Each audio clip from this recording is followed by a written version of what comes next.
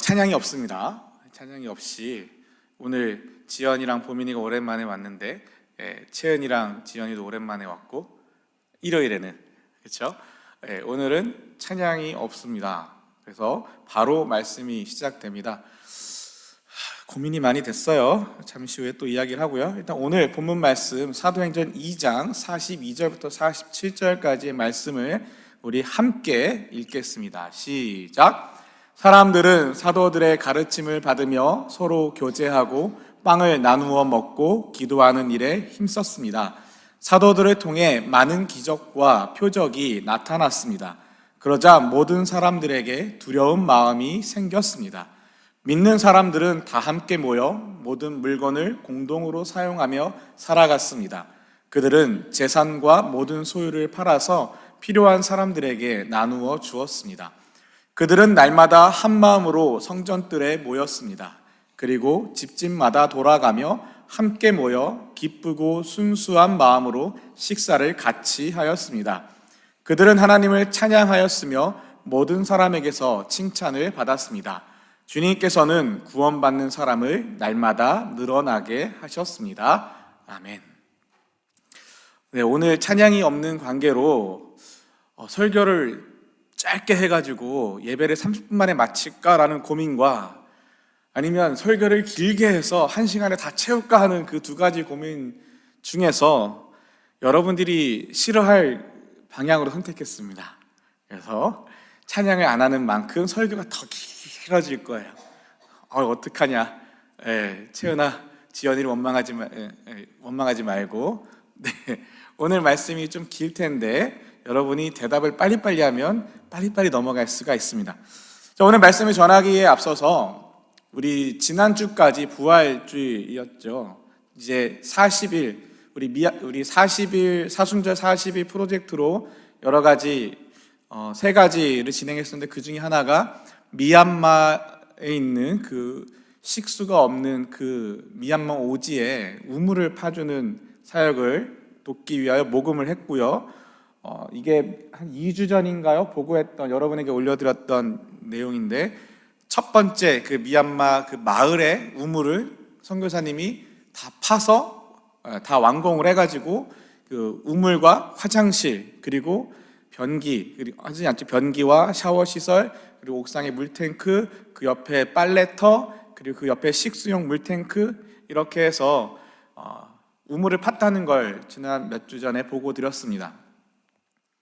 근데 문제는 모금이 안 되는데 선교사님 우물을 다 팠다고 해서 그때 보고 드렸듯이 어떻게 팠냐고 그랬더니 본인의 생활비 그 아내와 아내 1명과 딸 3명 그래서 여자 넷과 남자 하나 이 5식구가 미얀마에서 선교 사역을 하고 있어요. 근데 이 동네가 얼마나 열악한 동네냐면 우물이 하나 없어가지고 그냥 개울물 떠다가 먹고 그 물에서 목욕하고 그 물에서 애들 놀고 수영하고 그 물로 그릇 씻어 먹고 그 물에서 다 하는 빨래도 거기서 하고 목욕도 하고 놀기도 하고 다 그런 동네인데 그래서 선교사님의 세 딸은 학교를 못 가요. 미얀마는 외국인들은 그 공립학교에 갈 수 없고 외국인 전용 학교에 다녀야 되는데 이 마을에는 외국인 학교가 없어요. 그래서 학교를 가려면 2시간 정도 차를 타고 2시간을 가서 외국인 학교를 가고 2시간 다시 타고 와야 되는데 문제는 외국인 학교에 등록할 등록비가 꽤 비싸서 아이들은 지금 몇 년째 홈스쿨을 하고 있고 학교를 못 다니고 있고 작년에 큰 딸이 건강이 안 좋아져서 어느 날 자고 일어났더니 일어나지 못하고 다리가 퉁퉁 붓고 통증이 있어서 아예 움직이지 못하는 그런 상황이 돼서 작년일 겁니다. 부랴부랴 급하게 한국을 이렇게 어렵사리 우리 평안교회에서 많은 후원금을 왜냐면 왔다 갔다 비행기 표를 구할 수가 없어서 비행기 표와 체류할 수 있는 비용을 평안교회에서 어른들이 모금해 주셔서 그 비용으로 한국을 갔는데 큰 딸은 불치병 판정을 받아서 한 3개월 정도 치료를 했지만 걸을 수는 있지만 뛸 수 없는 조금만 무리해서 걷거나 무리해서 뛰면 다시 다리가 붓고 주저앉아 버리고 근데 그 큰 딸만 문제가 있었나 생각했는데 그래서 갔는데 가보니 나머지 두 딸도 다 영양실조로 병원에 입원할 수밖에 없었고, 와이프도 영양실조, 그러니까 온 식구가 다 영양실조였던 거죠. 제대로 못 먹고 제대로 못 살고 하니까. 그런데 그런 가정에서 자기의 생활비로 들어오는 그 후원금을 다 털어서 마을의 우물을 만들고, 그리고 나서 이제 끝났나 했는데 옆 마을 한 2시간 정도 더 떨어져 있는, 차로 한 2-3시간 걸리는 다른 마을의 고아원에서 선교사님이 저 동네에 우물을 파줬다는 소식을 듣고 찾아와서 우리 고아원에 우물 파달라고. 이게 고아원에 있는 물탱크인데, 보시다시피 사진으로 봐서는 어느 정도 보일지 모르겠지만 손을 넣기도 꺼려지는 이 물탱크에서 아이들이 설거지를 하고, 이 물탱크의 물로 식수를 하고, 이 물탱크의 물로 목욕을 하고, 이걸로 다 하는 그 물탱크입니다. 근데 그 빨래하고 설거지하고 목욕하는 이 물을 보고서 선교사님이 또 여기다가 우물을 파주겠다고 약속을 하셔가지고, 돈도 후원금도 없는데 자기 일단 그 다음 생활비를 또 털어서 우물을 파기 시작했다고 합니다. 그래서 우리가 시작했던 사순절에 시작하면서 원래는 이 선교사님 마을에 우물을 파주기로 해서 그 돈을 모금하고 있었고, 이 모금이 다 되면 이 비용을 보내드리려고 했는데, 여기는 일단 생활비로 다 만드셨고, 여기는 지금 이제 땅을 파기 시작하셨대요. 땅을 파는 건 일단 시작을 하셨는데, 어떻게 되겠죠? 이렇게 시작을 하셔가지고, 우리가 모은 이 모금은 여기 고아원 우물 파는 걸로 아마 사용될 것 같습니다. 그래서 지난 사순절 동안 제가 여러분에게 우리가 햄버거 하나 사 먹으면 햄버거 하나 더 그 미얀마 아이들 사주는 그 마음으로 헌금하자라고 말씀을 드렸는데, 지난 총 40일 동안 모인 최종 모금액이 2,618불입니다. 2,618불 중에 2,318불은 우리 청년부 내에서 우리 모금함과 그리고 헬렌 자매에게 온라인으로 모금한 그 모든 금액을 합쳐서 2,318불이고, 나머지 300불은 우리 평안교회 청년부 인스타그램을 팔로우하시는 어느 분께서 그 인스타그램에 올라와 있는 그 내용을 보고 연락을 주셔서 300불을 해주셨고, 그래서 총 합쳐서 2,618불에 모금되었습니다. 그래서 이 금액을 조만간에 내일이나 모레나 조만간에 선교사님에게 보내드릴 예정입니다. 네, 그렇고요. 그런데도 불구하고 왜 여기 문의와 모금을 안 지웠냐? 혹시 방송으로 예배를 드리시거나, 그리고 혹시 여러분 중에서라도 언제든지 더 하길 원하시면 하시면 됩니다. 이 우물 하나 파는 데에 한국 돈으로 500만 원이 든다고 하셨어요.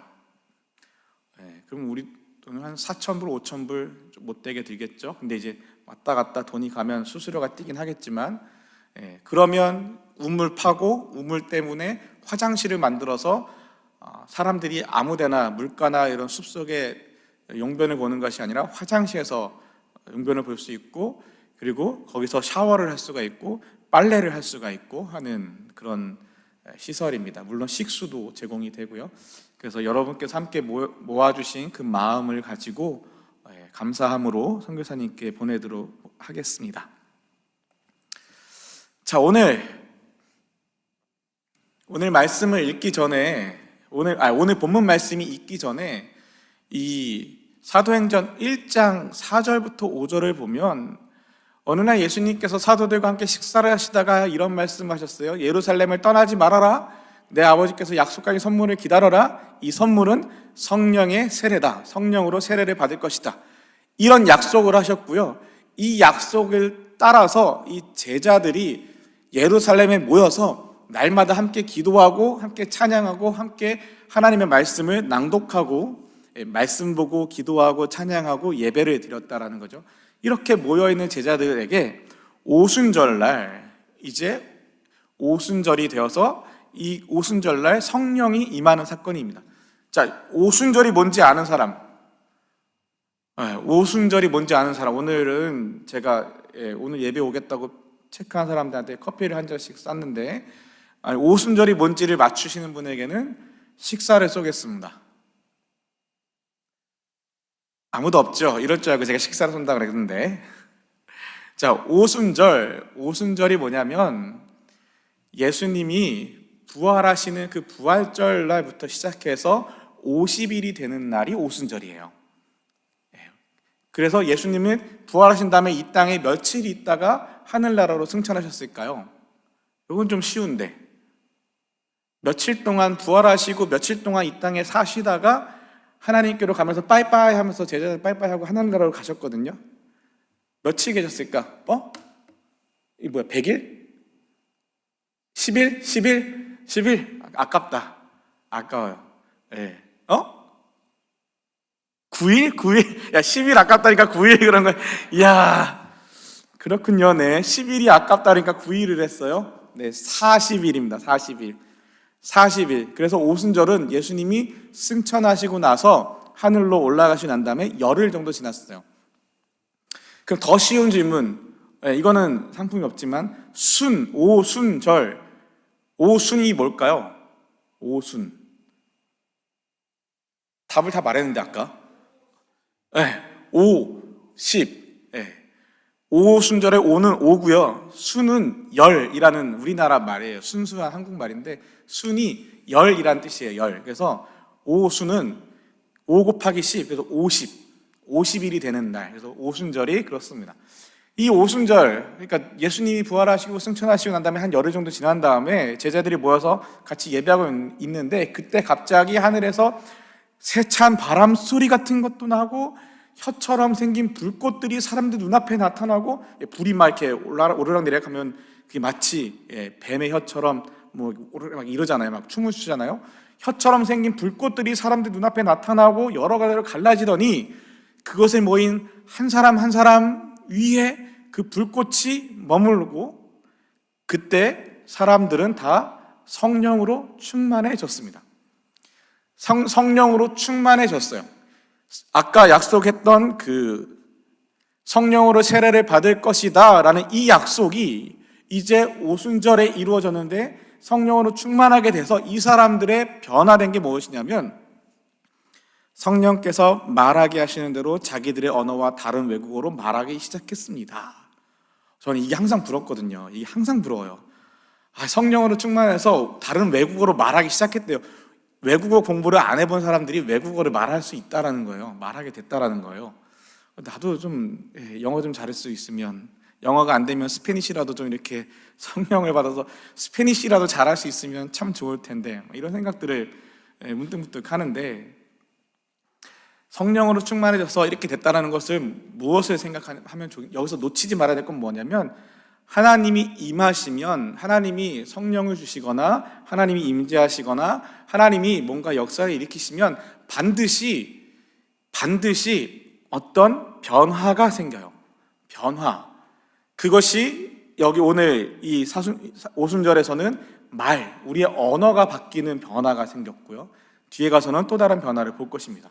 이렇게 변화가 생기자 이 사람들이 대단한 변화가 생겼는데, 그 중에 특히 예수님의 제자 베드로가 설교를 합니다.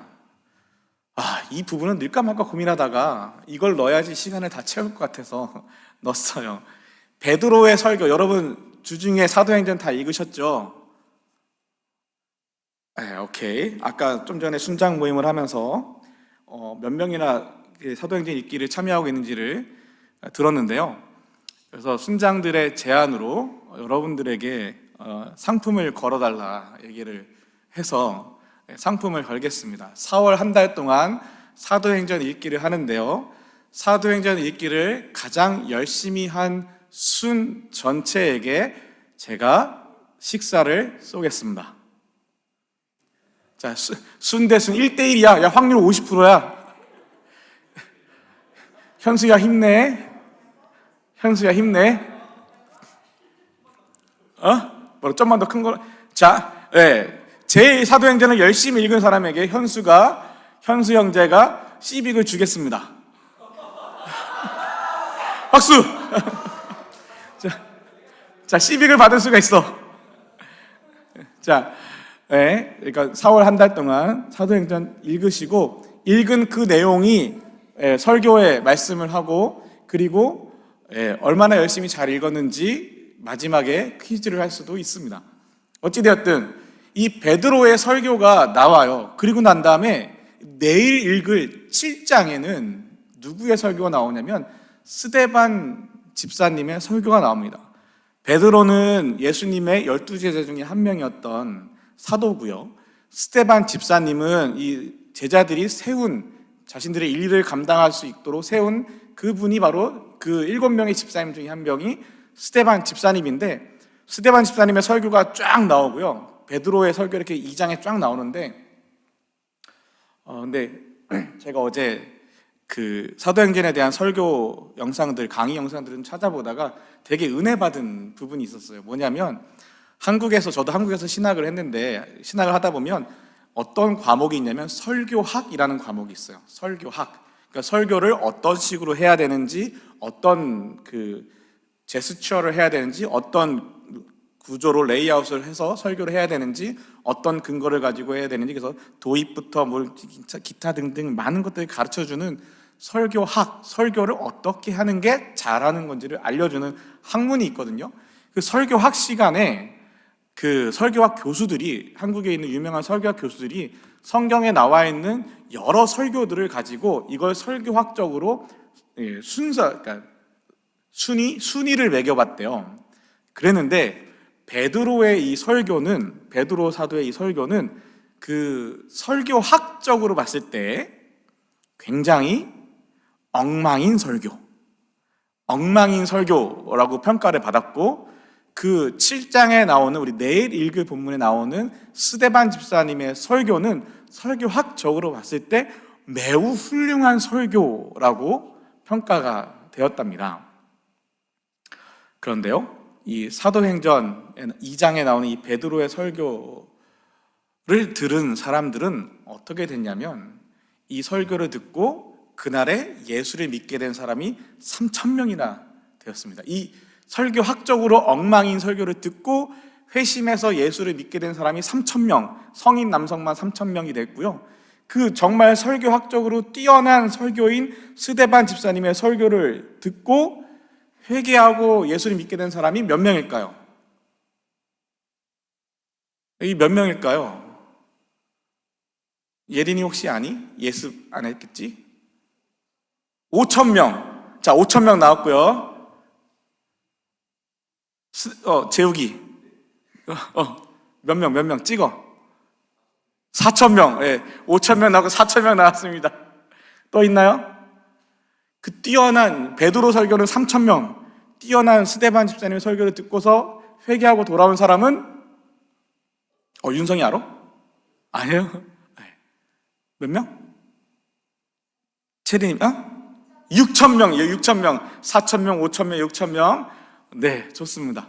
정답은 없습니다. 스데반 집사님의 그 뛰어난 설교를 듣고 사람들이 마음에 찔려서 스데반 집사님을 돌로 쳐서 죽여요.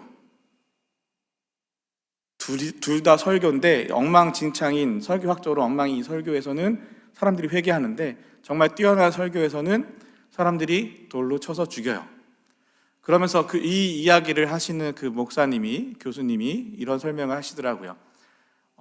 설교학적으로 훌륭하고 뛰어난 설교가 중요합니까? 아니면 성령의 역사하심이 중요합니까? 또 하나, 사람들이 회개하고 돌아와서 부흥하는, 소위 말하는 사람들이 많이 돌아오는 그런 설교가 좋은 설교입니까? 아니면 돌에 맞아 죽는 설교가 좋은 설교입니까? 둘 다 좋은 설교입니다. 둘 다 소중한 설교입니다. 하나님이, 성령님이 앞에 있었던 성령께서 말하게 하시는 대로 말하게 되었다라는 그 말씀처럼 하나님의 마음으로 전하는 그 설교는 사람들이 돌아오든 돌아오지 않든, 돌에 맞아서 죽든 사람들한테 칭찬을 받든 상관없이 하나님이 말씀하게 하시는 그 말씀대로 순종하는 설교는 좋은 설교입니다 라고 얘기를 하셨습니다. 자, 그런 의미에서 이 베드로의 설교를 읽지는 않겠습니다. 이거 읽지는 않고요. 베드로의 설교가 이렇게 이어지고 36절까지 겁나 길죠. 35절까지 이렇게 읽고 났더니 36절에 이 설교를 들은 사람들의 반응, 36절을 같이 읽겠습니다. 시작. 그러므로 모든 이스라엘 백성이 분명히 알아야 할 것이 있습니다. 여러분이 십자가에 못 박은 이 예수님을 하나님께서는 주와 그리스도가 되게 하셨다는 사실입니다 라고 하는 이 말을 베드로가 딱 하자, 이걸로 딱 마무리를 짓자 사람들이 37절에 이 말을 듣고 마음이 찔렸습니다. 그래서 베드로와 사도들에게 우리가 어떻게 하면 좋겠습니까? 우리가 어떻게 하면 좋겠습니까? 아까 오순절 시작하는 부분에서 성령이 거센 바람처럼 그리고 불처럼 이렇게 나타나서 사람들에게 성령이 임했을 때 사람들이 성령이 말씀하시게 하는 바대로 말하게 되었다라고, 성령이 임하면, 하나님이 임하시면 변화가 생긴다라고 말을 했잖아요. 마찬가지예요. 베드로의 설교가 이렇게 있고 사람들의 마음이 찔렸어요. 왜 찔렸어요? 너네가 예수 그리스도를 죽였어. 여러분이 십자가에 못 박은 이 예수님을 하나님께서는 주와 그리스도가 되게 하셨다는 사실입니다. 이것을 분명히 아십시오라고 하자 이 사람들이 마음에 찔렸어요. 근데 마음에 찔려서 뭐라고 말하냐면 우리가 어떻게 하면 좋겠습니까? 여러분, 이게 진짜 신앙인의 반응입니다. 여러분이 말씀을 듣고 혹은 주중에 사도행전을 읽고 성경책을 읽고 지난번 마가복음, 누가복음도 읽고 하나님의 말씀을 읽었다면 여러분에게 진짜 생겨야 되는 반응은 무엇이냐면, 그럼 나는 어떡하지? 내가 어떻게 하면 되지? 베드로가, 예수님이 베드로를 처음 제자로 부르실 때 베드로한테 찾아갔어요. 근데 베드로가 밤새도록 그물을 던져서, 어부였거든요. 어부. 그래서 그물을 던졌는데 물고기 한 마리도 못 건졌어요. 그 베드로에게 찾아가서 예수님이 배를 좀 띄워라 해서 나갔어요. 그래서 그물을 오른쪽에 던져라. 그래서 베드로는 어부고 예수님은 목수인데 어부가 목수의 말을 듣고 순종해서 그물을 오른쪽에 던졌어요. 그물을 올렸는데 물고기가 엄청 많은 거예요. 놀라운 기적이 일어나고 놀라운 사건이 일어나잖아요. 그러자 베드로가 예수님한테 뭐라고 하냐면, 나를 떠나가시라고. 난 죄인입니다. 나는 죄인입니다. 나를 떠나주십시오. 그러자 예수님이 베드로에게 내가 너를 이제는 사람을 낚는 어부로 부르겠다. 내가 너를 사람 낚는 어부가 되게 하겠다라고 부르셔요. 뭔가 예수님이 임하시면, 성령님이 임하시면, 하나님이 임하시면 우리는 반응을 해야 돼요. 근데 만약에 여러분이 마태복음도 읽고 마가복음도 읽고 누가복음도 읽고 사도행전도 읽고 다 말씀이 있는데 아무런 변화가 없고 아무런 반응이 없고 맹숭 읽었는지 안 읽었는지, 읽었는데 아무런 마음에 회개가 되거나 아니면 어떻게 하면 되나 걱정이 되거나 어떻게 하면 좋지라는 고민이 되지 않는다면 여러분 다시 읽으셔야 돼요. 잘 읽으셔야 돼요. 읽으면서 고민하세요. 그리고 나는 이렇게 살고 있나? 나는 어떻게 살아야 되지? 이 사람들이 말합니다. 우리가 어떻게 하면 좋겠습니까? 우리가 그런 죄를 지었다면 우리가 이제 어떻게 살면 좋겠습니까? 라고 하자 베드로가 하는 대답, 회개하고. 시작은 여기입니다. 회개하고. 우리가 예배 시작할 때 항상 회개 기도를 해요. 여러분 되게 낯설죠. 여러분은 낯설지만 저는 사실은 제가 올해부터 이 청년 예배를 기획하면서 가장 신경을 썼던 부분이 바로 회개 기도 시간입니다. 왜냐하면 하나님은 거룩하신 분이시거든요. 그래서 하나님은 죄인들과 같이 어울릴 수가 없어요, 사실은. 하나님은 거룩한 분이기 때문에 죄인인 우리가 하나님과 감히 어울려서 같이 있을 수가 없어요. 그런 죄인인 우리를 하나님과 함께 할 수 있게 하는 그 중간 다리 역할을 예수님이 하신 거고, 예수님이 십자가에서 죽으심으로 우리를 하나님께로 나아갈 수 있도록 길을 열어주셨거든요. 그런 길을 열어주셨는데 우리가 여전히 더러운 모습으로 하나님 앞에 나아가는 게 아니라 우리가 하나님 앞에서 회개하면 하나님 우리를 용서해 주셔서 우리가 하나님께 기꺼이 나아갈 수 있게 된 거거든요. 그래서 예배를 드리는 그 자리에는 반드시 우리의 회개가 먼저 있어야만 합니다. 눈을 감고 조용히 회개 기도를 드리자라고 말할 때 단순히 눈 감고 피로를 푸시는 시간이 아니라 정말로 지난 나의 삶을 돌아보고 그 가운데 하나님 앞에서 부끄러운 것들이 있다면, 부끄러운 것들 하나님이 생각나게 하신다면, 내가 혹은 하나님 앞에서 부끄럽게 보지 말아야 될 것을 보았거나, 하지 말아야 할 말을 했거나, 하지 말아야 할 행동을 했거나, 내 마음에 혹여라도 악한 마음과 더러운 생각을 품었다면 그것들을 하나님 앞에서 고백하고 하나님의 용서를 구하고 하나님의 십자가의 그 보혈의 피의 은혜로 회개의 용서를 받고 그리고 하나님 앞에 예배드리는 겁니다. 그래서 모든 그 찬양 앞에 먼저 회개를 놓고 시작하는 거예요. 자, 베드로도 이렇게 이야기해요. 가장 먼저 예수 믿은 사람이 하나님 앞에 섰을 때 가장 먼저 해야 될 거 1번 회개하고, 회개 먼저 하고, 그리고 난 다음에 예수의 이름으로, 예수 그리스도의 이름으로 세례를 받으라. 그러면 죄 용서를 받을 것이다. 용서를 받으면 성령을 선물로 받게 될 것이다.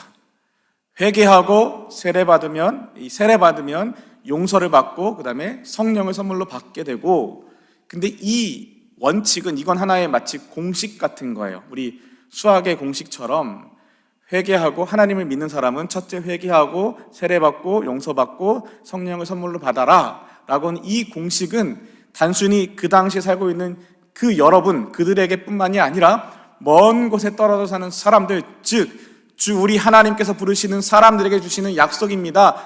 우리에게도 주시는 약속입니다. 오늘을 살아가는 우리, 여러분, 저 누구나 할 거 없이 상영이에게도 보민이에게도 지연이에게도 지연이에게도 누구에게도 상관없이 다 우리에게 주시는 약속, 우리도 이 공식대로 하면 회개하고 예수 그리스도를 구주로 받아들이고 주님 앞에서 세례를 받으면 우리의 죄가 용서가 되고 우리가 성령을 선물로 받아 하나님이 말씀하게 하시는 바를 말하고 하나님이 원하시는 삶을 살아가게 된다라는 이야기죠.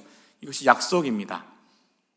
그러자 베드로의 설교를 받아들인 사람들은 세례를 받았고 그날 믿은 사람의 수가 3,000명이나 되었습니다.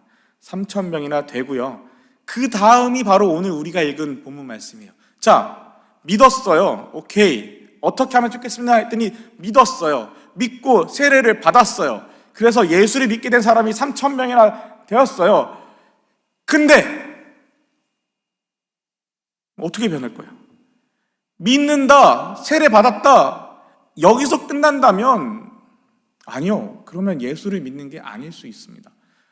분명히 아까 말씀드렸듯이 하나님이 임하시면, 성령이 임하시면, 예수님이 임하시면, 예수를 믿게 되면 반드시 삶의 변화가, 무언가 변화가 있어야만 해요. 기존의 것과 달라질 수밖에 없어요. 지난 1월, 2월, 3월 말까지 계속해서 여러분에게 설교 때마다 이야기했던 것, 우리의 삶이 변하지 않으면, 우리의 태도가 변하지 않으면, 우리의 말이 변하지 않으면, 나의 일상이 바뀌지 않으면 예배 안 드리는 거예요. 여기 앉아서 같이 찬양하고 여기 앉아서 같이 기도하고 같이 설교를 들었다고 해서 예배를 드렸다는 게 아니라, 이 예배가 전부가 아니라 월요일부터 토요일까지 월화수목금토 하나님 안에서 나의 삶이 변화되고 뭔가 하나님 때문에, 뭔가 예수님 때문에 내가 바뀌고, 예수님 때문에 내가 제한이 되고, 예수님 때문에 내가 손해를 보고, 예수님 때문에 내가 뭔가 나의 것을 나누어 주고, 예수님 때문에 내가 미움을 받고, 그러지 않으면, 예수님 때문에 나의 삶이 변화되는 게 없다면, 말 한마디라도 내가 예수님을 믿기 때문에 그냥 툭 나쁜 말, 툭 그냥 기분 상하게 하는 말을 하는 것이 아니라, 예수님 때문에 기분 상하게 하는 말을 하고 싶은 걸 참고 온유한 말을 하고 용서하는 말을 하고 품어주는 말을 하고 사람들을 섬겨주는 말을 한다면, 표정 하나도 내가 기분이 나쁘지만 예수님 때문에 다른 사람들에 대하여 좋게 대하고, 내가 이거 나눠주는 거 아무 도움도 안 되는 사람에게 나눠주는 거, 오늘 여러분들이 지난 40년 동안 이 미얀마에 있는 아이들과 특별히 이제는 미얀마 고아원에 있는 고아 아이들을 위하여서 여러분이 섬겨주시고 나눠주신 그 금액, 저는 그거 결코 작다고 생각하지 않습니다. 누가 얼마를 했는지 저는 몰라요. 저는 누가 얼마 했는지 전혀 알 수가 없어요. 그냥 총 금액이 얼마입니다 라고만 들었거든요. 근데 그 마음, 누군가를 위하여 나의 것을 나누어 주는 그 마음, 그런 변화가 있어야 되는 거죠. 이 사람들이요, 그래서 변화가 있었다는 거예요. 사람들이 예수를 믿고 세례를 받고 회개하고 돌아온 다음에 다시 원래대로 돌아가는 것이 아니라 이 사람들이 사도들의 가르침을 받으며, 자, 이것을 우리가 제일 처음에 1월 달에 제가 말씀드렸어요. 예수를 믿을 때 예수를 어떻게 믿어야 되냐면 성경 말씀을 읽어야 된다. 하나님의 말씀을 읽어야 하나님을 알지. 근데 말씀을 읽기만 하면 되는 게 아니라 말씀대로 살아야, 하나님을 경험해야 하나님을 안다. 지식으로만 알면 하나님을 제대로 모르는 것이고, 지식은 없이 경험만 막 하면 하나님을 제대로 알 수가 없으니, 지식도 말씀을 통해서 하나님이 누구신지도 알아야 되고, 그것을 내 삶으로 살아내면서 하나님이 정말 그런 분이시구나 것을 경험해서 그 하나님을 만나야 된다라는 말씀을 드렸었는데, 마찬가지로 이 사람들이 첫 번째 가르침을 받으며 하나님의 말씀을 배웠다는 거예요. 말씀을 읽었다는 거예요. 말씀을 들었습니다. 그리고 서로 교제하고 빵을 나누어 먹고 기도했습니다.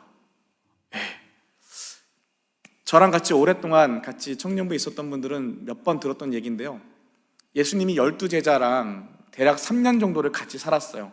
12명의 제자들과 3년 정도 흔히 말하는 공생애를 살으셨는데, 이 3년 동안 예수님이 제자들과 제일 많이 한 게 뭘까요?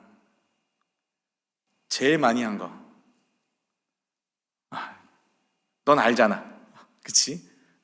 제일 많이 한 거, 우리 이 중에 아마도 제일 막내일 것 같은 강연아,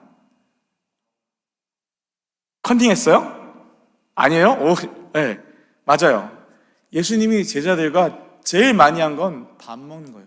최소한 밥은 하루에 2끼 혹은 3끼 먹었을 거 아니에요. 예수님 당시에 2끼를 먹었다는 게 일반적이긴 하지만 2끼를 먹었든 3끼를 먹었든 밥 먹고 싸고 자고 이야기하고, 이 일상적인 일을 제일 많이 했어요. 그렇잖아. 가장 일상적인 게 가장 많은 일이에요. 그 일을 한 거예요. 예수님의 가르침을 받고 하나님의 말씀을 받고 서로 교제하고 빵을 나누어 먹고. 빵을 나누어 먹는다는 거 사실은 여러분, 마음이 없으면 나누어 먹기 쉽지 않습니다. 우리가 밥 먹을 때도 누구랑 같이 밥을 먹는 게 사실은 쉬운 것 같지만 쉽지 않아요. 그래서 밥을 무엇을 먹느냐보다 누구와 같이 먹느냐가 사실은 더 중요하잖아요. 누구랑 같이 먹느냐가 어떤 걸 먹느냐보다 더 중요해요. 그래서 정말 좋은 사람이랑 먹으면 정말 싸구려 음식을 먹어도 맛있게 같이 행복하게 먹을 수 있고, 불편한 사람이랑 같이 먹으면 아무리 비싼 식당에 가도 불편해요. 소화가 잘 안 될 수도 있어요.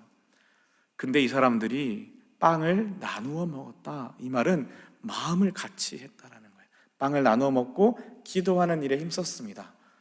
그러자 믿는 사람들은 또한 다 함께 모여서 모든 물건들을 공동으로 사용하며 살아갔습니다.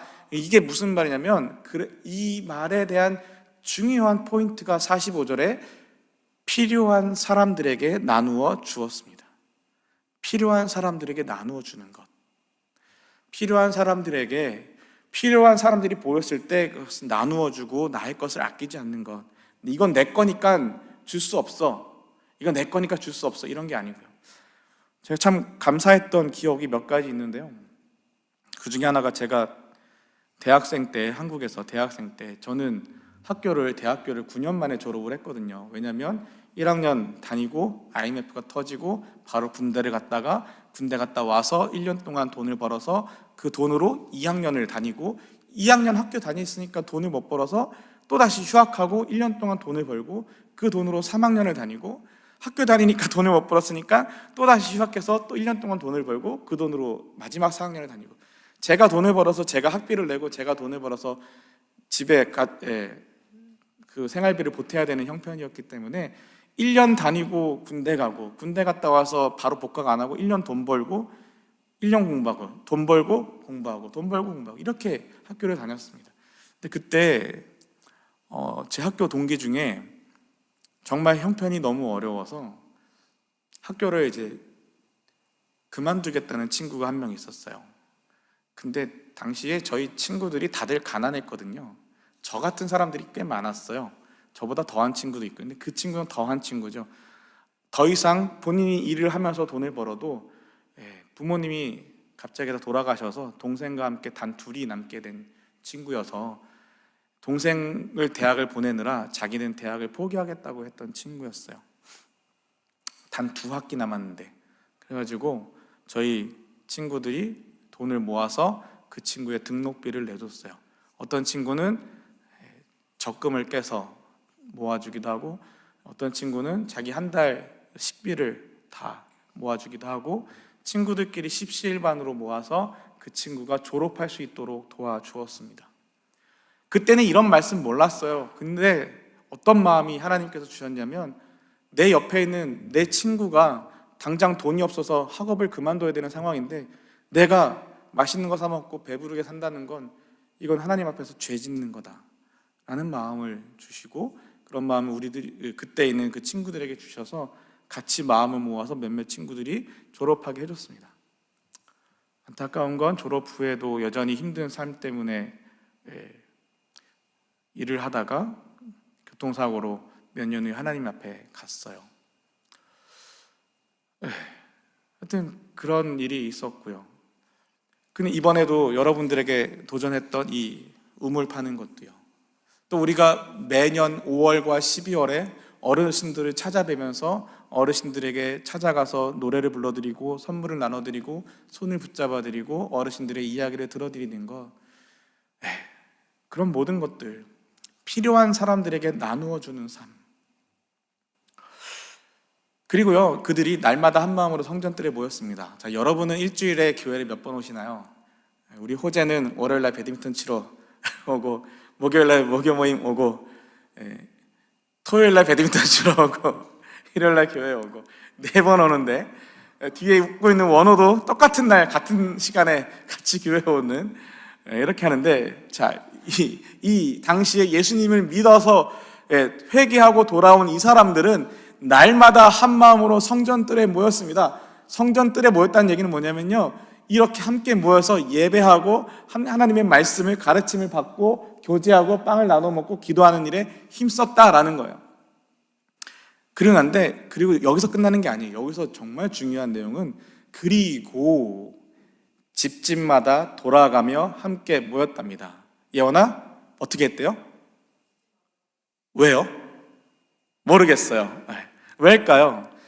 성전에서 모이는 이 공적인 모임으로 끝나는 모임이 아니라 자기의 일상의 자리를 내어주는 거예요.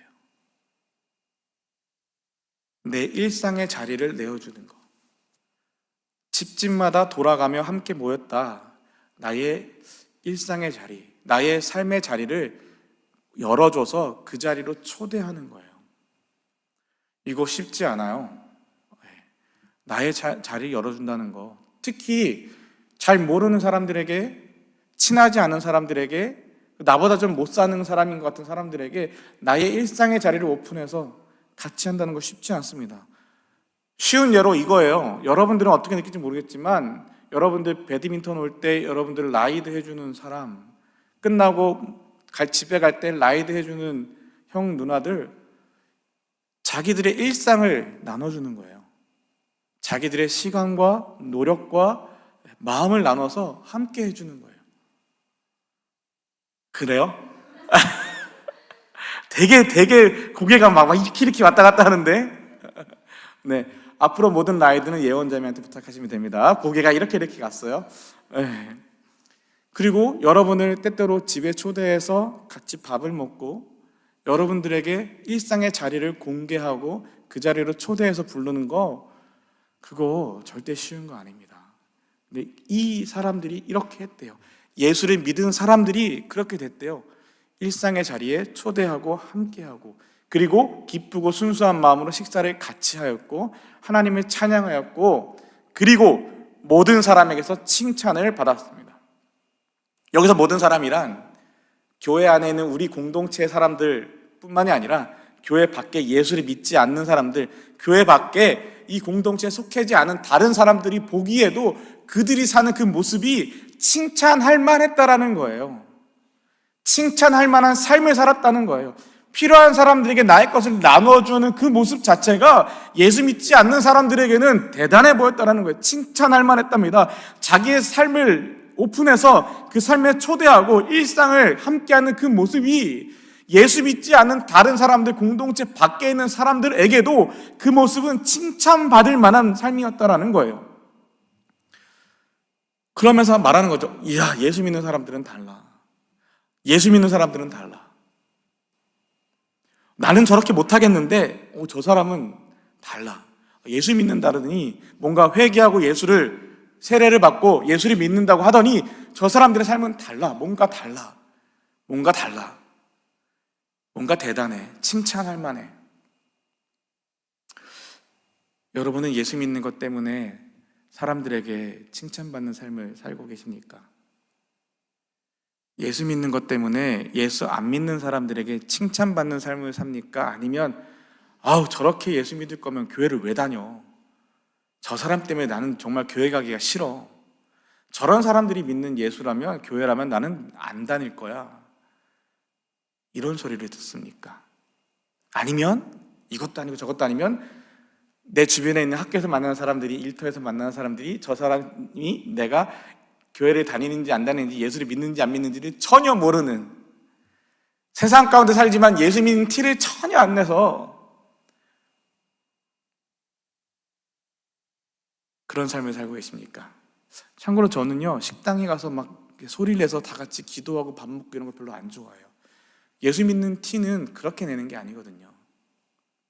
종업원들에게 친절하게 대하고 사람들에게 나이스하게 대하고 정말 좋은 모습을 보여줬을 때 저 사람은 왜 이렇게 다른 사람들하고 다르게 저렇게 잘할까, 좋을까? 알고 보니 예수 믿는 사람이래. 그게 더 복음을 드러내는 삶 아닐까요? 가서 큰 소리로 기도하고 막 밥을 먹고 뭐 이래야지만, 그게 정말 그래 놓고서 막 화내고 짜증내고 밥 빨리 안 준다고, 반찬 빨리 리필 안 해준다고 막 그러면 그거는 예수 믿는 게 아니라 예수 얼굴에 똥칠하는 거예요. 차라리 그럴 거면 기도를 하지 말든가. 모든 사람에게서 칭찬을 받는 삶, 우리 호재의 삶이, 호인의 삶이, 모든 사람, 예수 안 믿는 사람, 호재네, 내가 왜 호재 이름을 불렀냐면 호재네 비즈니스가 굉장히 터프한 비즈니스라고 제가 들었어요. 굉장히 힘든 비즈니스, 힘든 사람들이 찾아오는 비즈니스예요. 제가 친하게 지내는 집사님이 한 분 있는데 그분은 스모크샵을 하세요. 근데 스모크샵을 하시는데 제가 그 스모크샵을 오픈했을 때 가서 기도를 해드렸어요. 사람들은 스모크샵을 한다 그러면 그런 걸 해도 돼? 예수 믿는 사람이 해도 돼? 이런 말을 하거든요. 어떤 사람들은요. 근데 저는 그곳에 가서 뭐라고 기도했냐면, 하나님, 이곳에 정말 세상에 낮은 사람들이 옵니다. 정말 힘든 사람들이 찾아옵니다. 삶이 강팍하고 힘든 사람들이 찾아와서 의지할 데가 없는 사람들이 찾아옵니다. 하나님, 이들에게, 여기 찾아오는 사람들에게 하나님의 위로가, 또 하나님의 평화가, 하나님의 은혜가 전해져서 힘들고 어렵고 기댈 데 없는 사람들이 하나님을 만나고 소망을 얻고 희망을 얻고 살아갈 수 있는 용기를 얻게 해달라고, 이 가게가 그런 가게가 되게 해달라고, 돈만 버는 가게가 아니라 사람들에게 마음을 나누고 사랑을 나누는 가게가 되게 해달라고 기도해 드렸어요. 터프한 호재네 가게도, 비즈니스에도 터프한 인생을 사는 사람들이 찾아왔을 때 그들에게 정말 은혜를 나누고 위로를 나누고 그들의 마음을 어루만질 수 있는 그런 가게가 되면 참 좋겠어요. 여러분의 삶도 지연인의 그 비즈니스에도 정말 물론 좋은 일로 찾아오는 사람들이 많겠지만 어떤 사람이든 하나님의 위로가 필요하지 않은 사람은 없거든요. 단순히 비즈니스적인 관계로 만나는 사람들이 아니라 하나님의 마음으로 위로와 평화와 온유함과 기쁨을 나눌 수 있는 그런 비즈니스들이 되면 좋겠어요. 그래서 모든 사람에게 칭찬을 받는 우리가 됐으면 좋겠습니다. 그리고 다 한마음과 한정신으로 모든 걸 나눠 쓰고 34절에 가면 그들 중에 부족한 것이 있는 사람이 한 사람도 없었습니다. 왜요? 35절에 필요한 사람들에게 각각 나누어 주었으니까요. 제가 이런 얘기를 어른들에게 예전에 했던 적이 있거든요. 그랬더니 어른들이요, 내 주변에는 필요한 사람들이 잘 없다는 거예요. 내 주변에 어려운 사람들이 별로 없대요. 내 주변에 다 잘 먹고 잘 살고 내 주변에 다 괜찮은 사람들, 다 예수 믿는 사람들밖에 없다는 거예요. 그래서 제가 다시 질문했습니다. 뭐라고 했냐면요, 정말 없어요? 정말 없습니까? 없는 게 아니라 우리가 살펴보지 않는 건 아닐까요? 그냥 늘 어울리던 사람들하고만 어울리고 내가 늘 신경 쓰던 사람들, 내가 좋은 사람들하고만 좋게 지내다 보니 정말 힘들어하는 사람들을 보지 않고 없다고 치부하고, 내가 마음을 써서 보지 않으니 보이지 않는 것 아닐까요? 없는 게 아니라 내가 보지 않는 것, 그래서 모르는 것 아닐까요? 혹은 봤음에도 불구하고 모른 척하면서 나를 속이고 내가 손해보고 싶지 않아서 모른 척하는 건 아닐까요? 우리 주변에는요, 부족한 것이 있는 사람 반드시 있습니다. 위로가 필요한 사람 반드시 있고요, 사랑이 필요한 사람 반드시 있고요, 손잡아 줘야 될 사람 반드시 있습니다. 안 보인다고요? 안 보이는 게 아니라 내가 안 보는 걸 수 있어요. 내가 안 보면서 없다고 말하는 것이 있다니까요. 자세히 마음을 열어서 보면 보입니다. 근데요, 이렇게 좋은 일만 계속 있으면 좋겠는데요, 이런 힘든 일도 있어요. 대제사장과 사두개파 종교적 리더들이 이 사도들을 향한 시기심이 가득해서 감옥에 가두고요, 화를 내고요, 죽이려고 하고요, 매질을 하고요, 예수의 이름으로 말하지도 말라고 엄하게 명하고 놓아줍니다. 근데요, 이 사도들이 예수님 때문에 모욕당하는 것을 영광이라고 생각해서 오히려 기뻐합니다. 예수님 때문에 욕먹었는데 기뻐요. 예수님 때문에 죽을 위험을 당했는데 기뻐요. 예수님 때문에 감옥에 갇혔는데 영광이라고 생각합니다. 왜 그랬을까요? 왜 그랬을까요? 예수님이 이미 말씀하셨거든요. 예수님이 이미 우리가 읽었던 누가복음에서 21장 17절에 너희는 내 이름 때문에 모두에게 미움을 받을 것이다 라고 이미 말씀하셨어요. 우리 요한복음은 같이 읽어볼게요. 요한복음 15장 18절 19절 화면 아래쪽에 있는 겁니다. 같이 읽겠습니다. 시작. 세상이 너희를 미워하면 너희보다 먼저 나를 미워한 줄 알아라. 너희가 세상에 속하였으면 세상이 너희를 자기 것이라고 사랑할 것이다. 그러나 너희가 세상에 속하지 아니하고 내가 너희를 세상에서 선택하였으므로 세상은 너희를 미워할 것이다. 아멘. 제자들이 왜 기뻐하냐면 세상에 예수님 때문에 미움을 당하고 예수님 때문에 감옥에 갇히고 예수님 때문에 매를 맞고 예수님 때문에 손해를 보고 예수님 때문에 죽을 위기를 처했을 때, 내가 예수님 때문에 죽는다면 그것이 나의 영광이구나. 왜냐하면 나는 세상에 속한 사람이 아니라 세상을 살지만 하나님께 속한 사람이구나. 예수님 말씀하셨던 그대로 내가 예수님 때문에 사는 삶, 예수님 때문에 사람들에게 나누어주고 필요한 사람들에게 나누어주고 예수님 때문에 집집마다 돌아가며 함께 식사를 하고 나의 일상의 자리를 오픈해주고 초대하고 함께 드려지는 것, 예수님 때문에 라이드도 도와주고 예수님 때문에 힘든 것도 도와주고 예수님 때문에 마켓도 같이 가지고 예수님 때문에 같이 위로해주고 예수님 때문에 함께하는 그 모든 것 또한 예수님 때문에 그 좋은 일뿐만이 아니라 예수님 때문에 힘든 일이 생기는 그 모든 것까지도 예수님 때문에 그 모든 것들을 감당하는 것. 이 사람들이 무엇이 되는지 아십니까? 이 사람들이 교회가 됩니다. 이것이 바로 우리가 소위 말하는 초대교회의 모습이에요. 교회가 비로소 이렇게 시작이 됩니다. 교회는요, 이런 모습을 하는 사람들의 모임입니다. 그래서 정말로 교회는 이 건물이 교회가 아니라 예수를 믿는 사람 한 사람, 예수의 말씀대로 사는 한 사람, 이런 모습으로 살아가는 그 한 사람 한 사람이, 그 사람이 바로 교회입니다.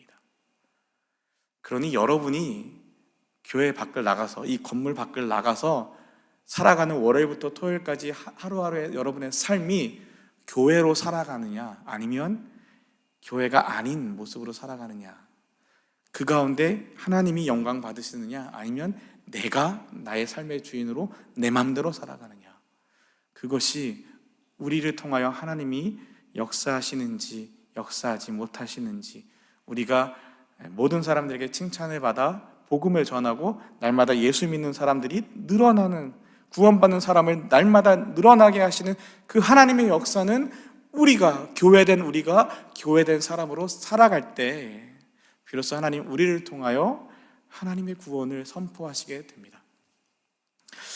자, 여기까지가 오늘 함께 나눌 말씀이고요. 같이 반주자들 올라와 주시고 우리가 이 마음으로 하나님 앞에서 정말 하나님 앞에서 살았으면 좋겠습니다. 교회되는 삶을 살았으면 좋겠습니다. 모든 사람들에게 칭찬받는 삶을 살았으면 좋겠습니다. 단순히 일요일만이 아니라 우리의 삶이 하나님 앞에서 우리의 일상이 하나님 앞에서 살아갈 수 있으면 좋겠습니다. 이 마음을 가지고요, 이번 4월 한 달 동안 함께 부를 찬양은 나의 하나님이라는 찬양입니다.